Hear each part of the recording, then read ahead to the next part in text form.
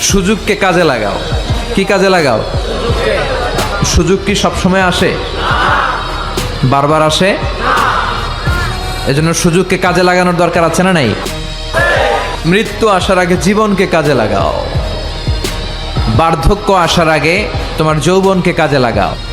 বার্ধক্য আসার আগে তোমাদের এই যে শক্তি, রক্ত গরম, এটার ইসলামের পক্ষে কাজে লাগাও।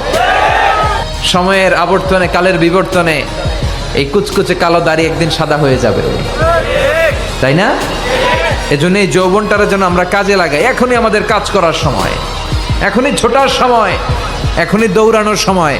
সমাজকে, পরিবারকে যা দেয়ার, আল্লাহর ইবাদত যা করার, এখনই তো করার সময়। এজন্য আমরা যেন যৌবনকে কাজে লাগাই।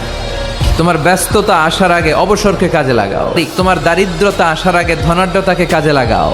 তোমার অসুস্থতা আসার আগে তুমি তোমার সুস্থ সময়টাকে ইসলাম